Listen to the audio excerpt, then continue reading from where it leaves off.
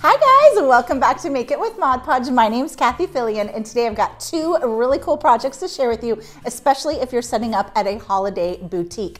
I'm going to show you how you take one of those splatter screens from the dollar store. This is in the cooking section. It's the kind you would put over a pot of water or grease, and we're going to turn that into this adorable festive earring display. I'm also going to teach you how you can make some fun earrings just using these wood blanks. And once you have your earrings made, you'll be able to hang them on your design. And this thing is rock solid. I've got some plaster of Paris in there, and this started out as a dollar store container like this. But of course I used my Mod Podge and some festive napkins to give it a little bit of a makeover. This project is so easy, so let's just dive right in and get started.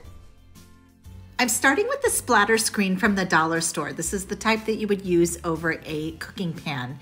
And I'm glittering the edge. I'm just adding some Mod Podge gloss to the edge, and then I'm going to sprinkle glitter on top of it. I did silver to match the silver of the pan topper. Then I went around the edge and I added some trim. I'm doing white here just because I wanted to match my napkins, the white in the napkin, but you could do silver, gold, black, whatever color you wanted. That just finishes off that edge and makes it look a little bit more polished. Now let's work on that bucket. I'm using a Merry Christmas sleigh bucket. It's plastic, and I'm priming it first with some Folk Art Home Decor chalk.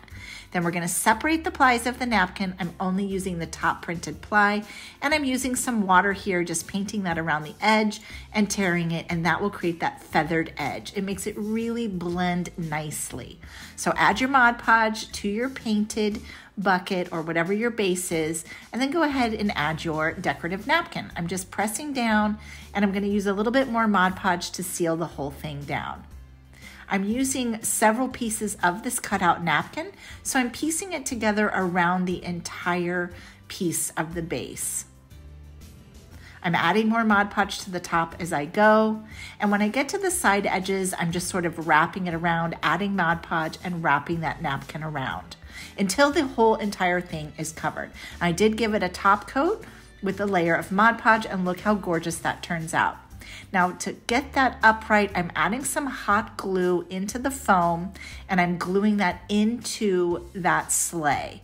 And then I'm going to take my little screen there and press that in just to make an indentation, and we're going to add some more hot glue, and then we will place that in to hold it. This is just temporarily holding it. I'm adding more hot glue just to hold it in place before we add our plaster.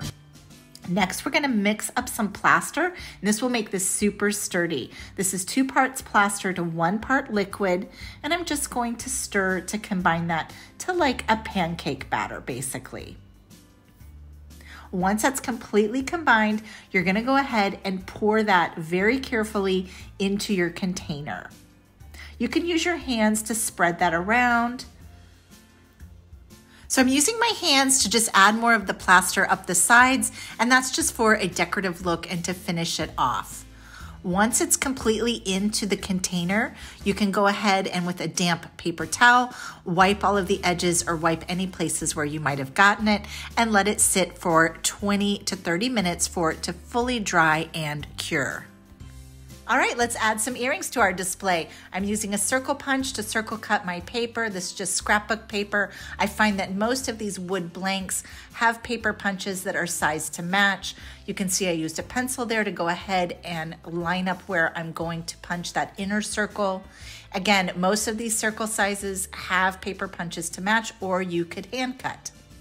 Then we're going to add Mod Podge to the back of our paper and then just place it onto the wood piece. I did not finish off the backs of these, but you could of course do these double-sided, or you could paint the back with black paint or gold paint. Then you're just going to press down to make sure it's sealed, and then top coat with more to really seal that down. Now I'm using a toothpick to punch that hole right through the top, and then we're going to add a jump ring. See, I'm just going side to side with that jump ring, not pulling it apart, adding the jump ring there. Then I'm going to add a charm and add my ear wire. Then close up that jump ring, and look how cute these earrings turn out. So quick and easy. You can buy those wood pieces in bulk. Let's add a little decorative filler to the base of our earring display. Then I'm just gonna add a little ornament ball and a bow, and then we'll be ready to hang our earrings, and we're ready for whatever holiday boutiques we can set up at. Look how cute this all turns out as an adorable display. I just love taking these dollar store items and turning them into something so cool. And there you go. Look how easy that is to do. I love how this turned out. Now I did this with a holiday vibe because I'm thinking about all of those holiday boutiques, but you could do this in a clay pot and make a spring design. You could even do this for your own bedroom. Thanks so much for joining me today. I'll be back here next week with another fun project to share with you. And until then, have a super crafty week.